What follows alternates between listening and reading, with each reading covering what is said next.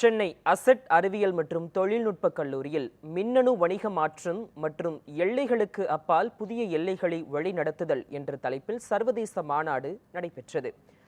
சென்னை பல்கலைக்கழகம், அசெட் அறிவியல் மற்றும் தொழில்நுட்ப கல்லூரி, Buckingham Sair new university குரூம்வெல், London இணைந்து 2 நாள் சர்வதேச மாநாடு நடைபெற்றது.